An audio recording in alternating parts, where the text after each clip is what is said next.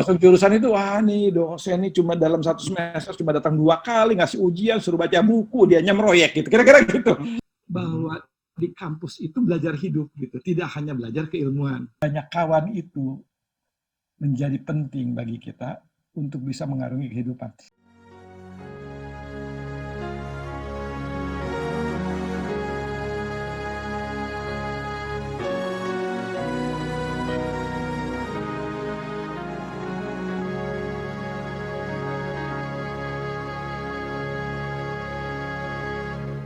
Mentari bernyala di sini,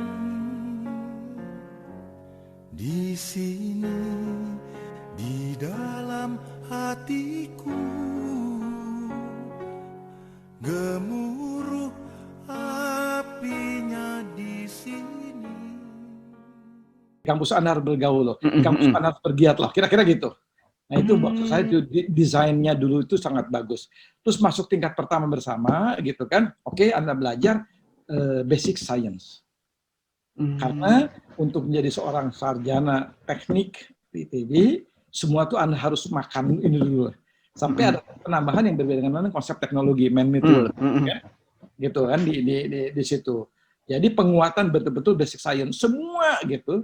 Anda mau jadi lulusan sipil, Anda mau jadi teknik penyihatan, Anda mau jadi apa, basic science itu sama memiliki, walaupun nanti ini diperdalam lebih jauh lagi bagi yang misalnya matematik gitu ya. Nah, ini sama, tapi kalau misalnya masuk ya kalkulus ke sana, kalkulusnya sampai berapa di sini, nah, kayak gitu.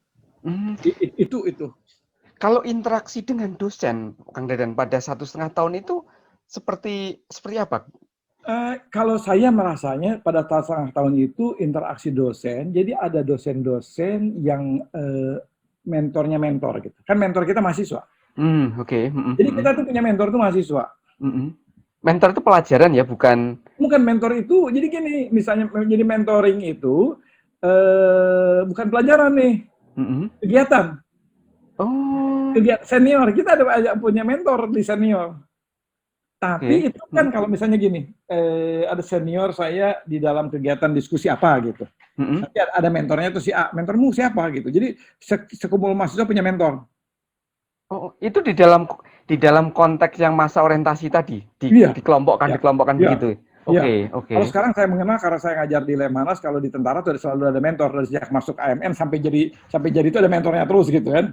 Dari yang ngatur kehidupan dan segala macam. Kalau di kita nggak segitu-gitu amat sih. Tapi kita bisa bertanya. Nah, disitulah interaksi dengan senior gitu ya. Akhirnya kalau kita masuk kegiatan, itu bukan kemudian kita digojlok kembali, tetapi kita memang menjadi akrab gitu ya. Misalnya masuk STEMA, kita tahu angkatan-angkatan tuanya gitu kan. Kemudian angkatan tua menurunkan ilmunya gitu kan. Terus nanti ada kita kegiatan mentoring. Mentoring itu kita boleh nanya apapun tentang kehidupan kampus. Jadi sediain mahasiswa senior gitu. Mentoring itu pada zaman itu memang benar-benar untuk kegiatan di kampus ya, bukan kalau sekarang kan ada mentoring itu dalam konteks keagamaan ya Pak, ya kan? Ya itu makanya tadi saya katakan bahwa ini adalah kegiatan kampus, kemudian kegiatan apa? Kegiatan kamu supaya di kampus apa yang mau tanyakan ada mentornya gitu ya, silakan nanya. Walaupun lama-kelamaan kita jadinya cukup akrab gitu karena mentor itu biasanya aktivis. Aktivis gitu, jadi itu yang akhirnya kita punya. Nah, kalau interaksi dengan dosen itu sebetulnya adalah interaksi setelah kita masuk kepada tingkat pertama. Karena ada juga ada asisten. Asisten dosen. Saya gini, dalam bayangan saya nampaknya didesain juga. Didesain terlepas dari keterbatasan dosen-dosen, tapi dari dosen tingkat pertama itu dosen-dosen yang hebat. Nah iya, saya berapa kali mendengar bahwa di tahun-tahun pertama mahasiswa itu ada berbakat seharusnya ketemu top-topnya. Nah, ceritanya gimana kalau Kang Dadan alami waktu itu? Kalau misalnya saya lupa ya, kalau tidak salah sudah meninggal, tapi kemudian itu bukan dirumorkan, orang mengatakan, tuh hebat tuh. Di Amerika aja sekian dia dapat berapa gelar. Dan itu ngajar konsep teknologi. Dan waktu ngajarnya tuh enak. Jadi kita kita itu dibawakan kepada idola-idola. Gitu. Oke. Jadi itu saya tidak tahu itu apakah by design atau tidak, tapi kita ingat nih. Jadi kita punya dikenalkan dunia baru itu dengan sesuatu yang mengencourage gitu, sesuatu di situ. Nah, lain begitu udah masuk jurusan. Masuk jurusan itu, wah nih dosen ini cuma dalam 1 semester cuma datang 2 kali, ngasih ujian, suruh baca buku, dia nyemroyek gitu, kira-kira gitu. Tapi di tingkat pertama tuh nggak ada kesan itu. Jadi rasa penasaran atau dahaga terhadap keingintahuan itu dipuaskan dengan memang jadi orang topnya. Kehidupan baru itu gitu ya. Jadi betul-betul kehidupan baru itu begitu kita masuk, itu yang bayangan saya. Begitu ada dunia, mungkin sekarang bisa berbeda karena kadang-kadang kan anak SMU juga sudah mengerti kemahasiswaan atau apa. Kalau dulu yang saya rasakan seperti yang tadi, sudah saya anak kampung, saya nggak ngerti dan segala macam. Tapi begitu masuk ke sana, saya juga agak minder-minder. Ada orang Jakarta yang kaya, ada anak pejabat, ada anak segala macam. Ini kan membuat sesuatu yang tetapi disamakan dalam kegiatan yang tadi, disamakan dalam kegiatan, terus akhirnya jadi akrab kita gitu ya, sudah tidak melihat lagi asal dari mana, siapa di mana, walaupun kita sering nanya, walaupun tetap aja masih ada, ini geng ini, geng itu tetap aja, itu selalu ada gitu ya, tapi bisa cair juga kalau kita memang, ada juga yang tidak mencair juga, tapi rasanya dipaksa gitu, by proses, by system, sedikit sekali yang kemudian tidak mengikuti ritmenya itu gitu. Itu yang buat saya sebuah kekaguman gitu di kampus. Jadi dan waktu itu kan sistem kredit baru dilakukan di ITB. SKS itu ya. SKS itu sendiri walaupun kredit yang terbatas. Terus juga mahasiswa itu disitulah buat saya mahasiswa diberi keaktifan. Karena nantinya ada jadwal sekarang kan pakai komputer, pakai segala macam. Dulu itu makin tempel-tempel di papan tulis, namanya biro roster. Ya, betul. Saya masih ingat nama roster. Betul. Oh, jadi nanti ada mahasiswa yang kegiatannya itu, terus direkrut jadi orang biro roster gitu. Gitu ya. Jadi nanti setelah masuk di tingkat tertentu, baru yang tadi masuk ke dalam coupling yang memang ditekuni gitu kan, dan menjadi bekal buat dia. Ada yang ke LFM. Kalau yang satu yang di awal-awal itu ya tadi ngacak gitu ya. Yang tadi nyobain menu kemana-mana aja. Ini apa sih ini LFM, banyak banget nih. Saya kebetulan karena tadi itu menyenangi akhirnya seperti kampus jadi adalah rumah kedua. Jadi walaupun saya itu aktif wajibnya di 2, tapi saya sering masuk di mana-mana. Jadi saya di LFM. Jadi banyak ini. Kesenangannya yang tadi itu pada saat bulan puasa kita tidak takut kekhawatiran untuk tidak bisa karena buka bersama unit ini, buka bersama unit ini, pastilah kita ya bilangin kalau di kampus gitu makanannya bisa lebih enak-enak, banyak unit yang bikin. Jadi itu yang buat saya enak gitu ya kehidupan kampus. Jadi 1,5 tahun tadi itu kalau boleh dibilang ini ya Pak, Kang Deden, kalau mahasiswa tahun 7 bulan di ITB itu bondingnya lebih kuat dan kecintaan pada kampus itu begitu mendalam ya, seperti yang Kang Deden cerita tadi, rumah kedua. Nanti coba dicek lagi deh ya.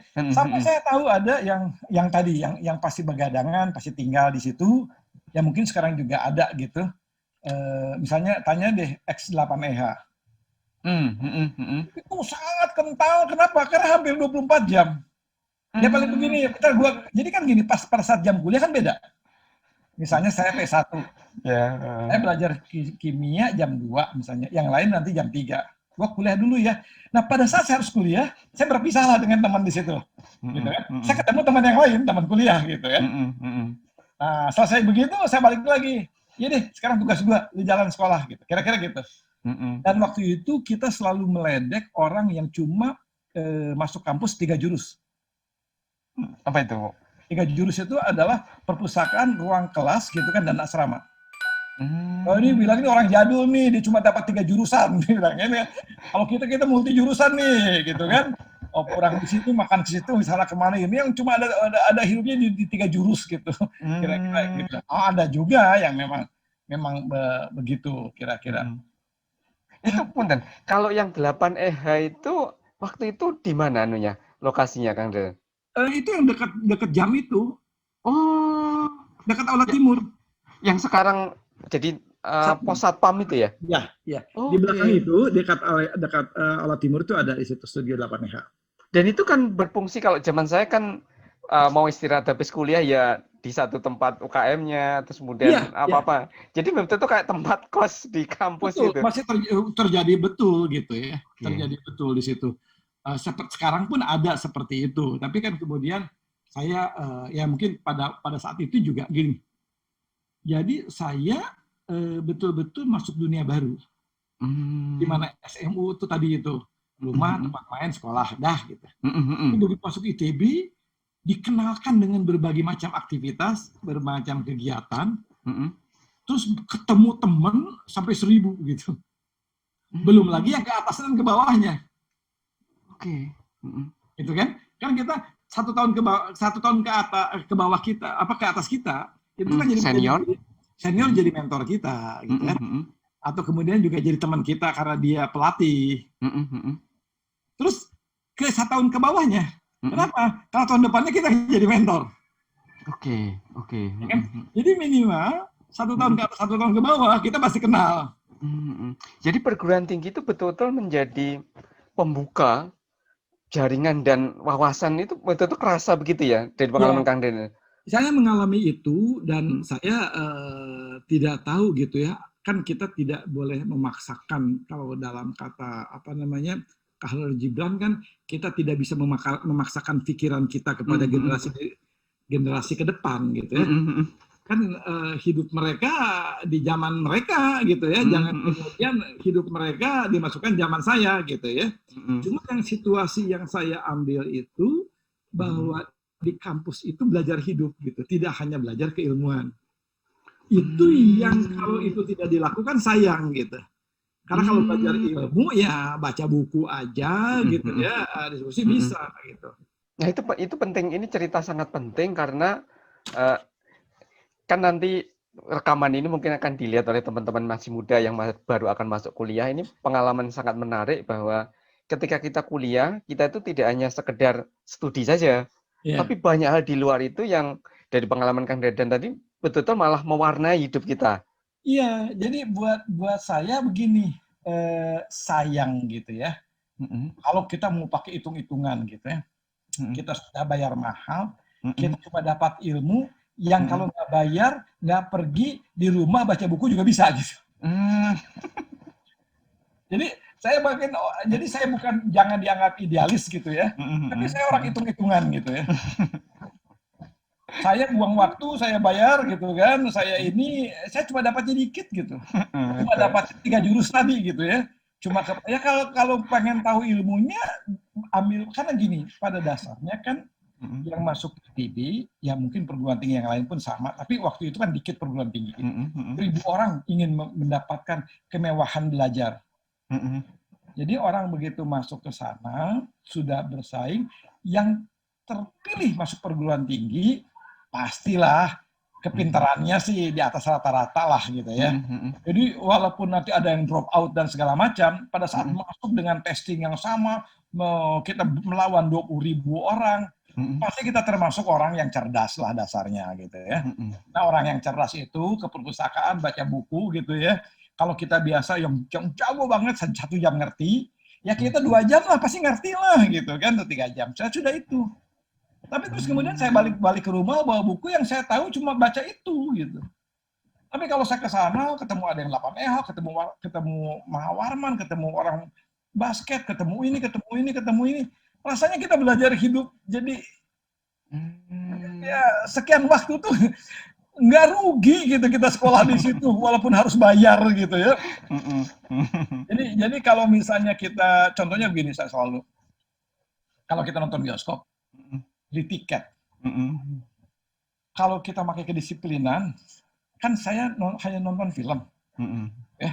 Ya sudah, saya datang pada saat pas film itu dibuka, saya mhm, nonton ke depan, saya pulang pas film itu selesai. mhm, Apa yang saya beli saya dapatkan. Coba mmm, kalau kita 1 jam sebelumnya datang ke situ, beli tiketnya sama, Kita bisa cuci mata, melihat yang cantik-cantik, melihat situasi segala macam. Jadi sebenarnya dengan uang yang sama, saya mendapatkan nilai lebih gitu, kira-kira gitu aja. Saya cuma bayangkan begini, kalau saya punya banyak kawan gitu, suatu saat akan memberikan kemudahan gitu, kalau saya kesulitan. Karena saya banyak kawan. Jadi orang menyatakan, ya mungkin istilah itu bisa keluarkan sekarang gitu, banyak kawan itu menjadi penting bagi kita untuk bisa mengarungi kehidupan. Sekarang terjadi loh. Sekarang tanya ini ya halnya kalau kita tanya, kalau dulu kita tanya, kamu kaya ya? Iya. Punya mobil berapa gitu? Iya. Atau kamu punya perusahaannya hebat ya? Iya. Punya perusahaan berapa asetnya? Berapa gedungnya, berapa tingginya, berapa lebar kantornya? Kalau sekarang kan nggak begitu. Berapa nilai perusahaan Anda? Bagaimana kita mengecek nilainya itu, berapa besar network Anda? Pusat dari unjuk rasa, pusat protes itu lapang basket. Begitu tahun pertama masuk, mulai kita masuk dalam pendidikan politik. Sering kali kita mendengar, kalau habis ujian, banyak sekali mahasiswa ITB yang kena tifus. Kemudian kita ini memperkenalkan pemilihan umum raya Ketua Dewan Mahasiswa. Yang pertama, Hari ini hari milikku,